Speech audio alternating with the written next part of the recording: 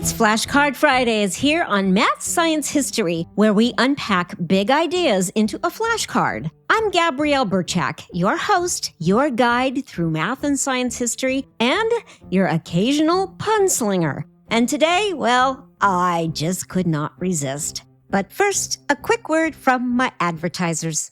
Yesterday, July 31st, was officially Avocado Day. And today, well, it's only fitting that we turn our attention to one of the most deliciously misunderstood concepts in chemistry, Avogadro's theorem. Or as I like to say, it's not just about the guacamole, it's about the mole.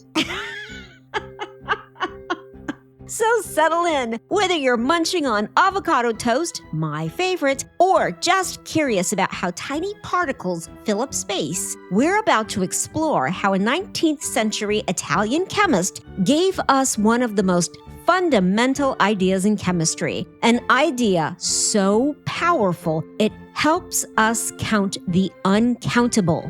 And speaking of uncountable, it is only appropriate that the man himself who came up with this theorem was Lorenzo Romano Amedeo Carlo Avogadro, Count of Quaregna and Cerreto. Avogadro. See, now I'm stuck on this. Okay. Avogadro was born in Turin, Italy in 1776. Avogadro studied law originally, like many aristocratic sons of his time, but quickly found himself drawn to the natural sciences. And by the early 1800s, he was neck deep in physics and chemistry, working at a time when the structure of atoms, molecules, and gases was still very much a mystery. The scientific world was just beginning to grasp that gases were made of individual particles. But how many? How did they behave? And how could we predict their properties? That's where Avogadro enters the scene. So he had this big idea. In 1811, Avogadro made a bold proposal, one that would take nearly 50 years to be accepted. He suggested that equal volumes of gases at the same temperature and pressure contain equal numbers of molecules. This deceptively simple statement is what we now call Avogadro's hypothesis, though it eventually evolved into what we now call Avogadro's law. So let's break that down. Imagine you have a balloon full of helium and another full of hydrogen, both at the same size, the same temperature, and the same pressure. According to Avogadro, both of these balloons contain the same number of gas molecules, regardless of the type of gas inside. So let's let that sink in. He was saying that the volume of a gas is directly proportional to the number of particles inside it, provided we keep the temperature and pressure steady. This was huge. Before Avogadro, chemists were trying to figure out why gases didn't always behave how they expected. Why did some gases weigh more but seem to take up the same space? His theory brought clarity. So now we go on to the mole, not the animal, not the spy, but the count. Here we go. I'm going to try and say this without laughing, but here's where things get really spicy. Avogadro's idea eventually led to the creation of one of the most central units in chemistry, the mole.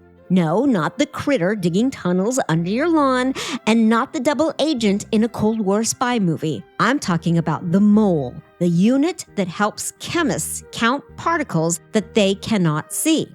Just as a dozen means 12, a mole means 6.022 times 10 to the power of 23 particles. This is known as Avogadro's number. That's 602 sextillion things. Yes, a sextillion. Not a million, not a billion, not a trillion, not a quadrillion, not a quintillion, but a sextillion. That's 23 zeros in Avogadro's number.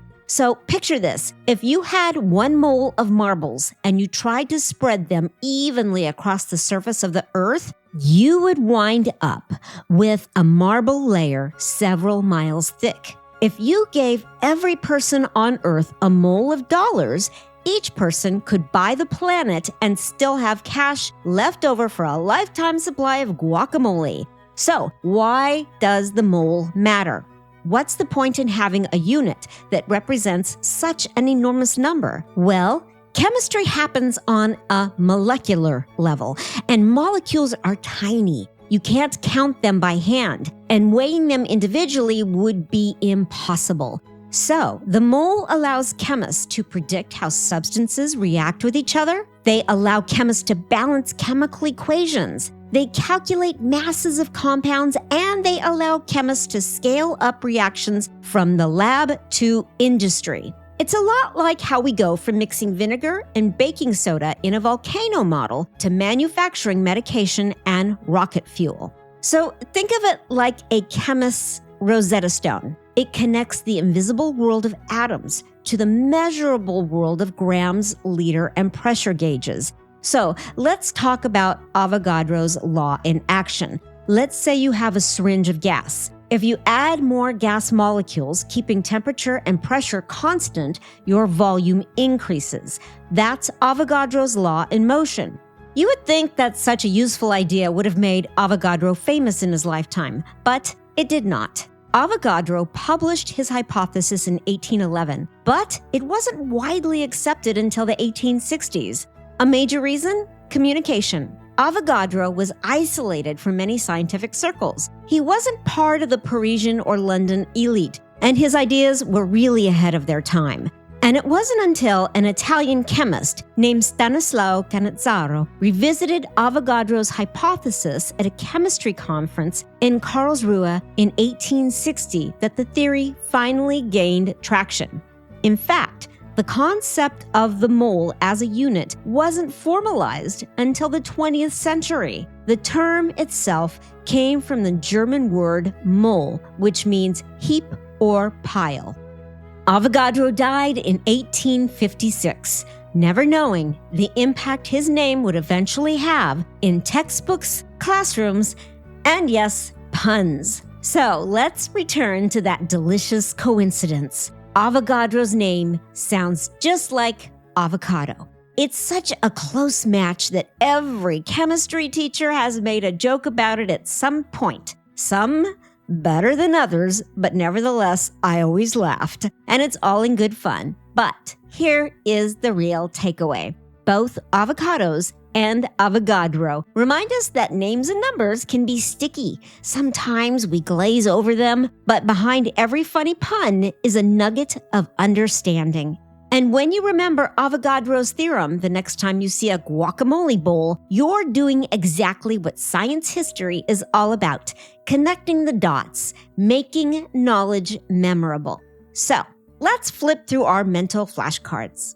What does Avogadro's theorem state? Well, it states that equal volumes of gases at the same temperature and pressure contain equal numbers of molecules. Flashcard number 2. What is Avogadro's number? It is 6.022 times 10 to the power of 23 particles per mole. That's 23 zeros after the number 6022.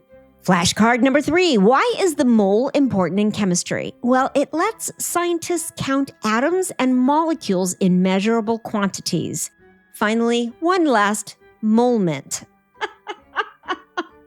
Whether you're a student, a science fan, or just someone who enjoys a good pun with your guac, Avogadro's theorem is a shining example of how one clear idea, when nurtured by time, evidence, and communication, can transform an entire field. Amedeo Avogadro probably never tasted guacamole. He likely never met an avocado because avocados were first grown in Central America and were introduced to Italy in the 20th century.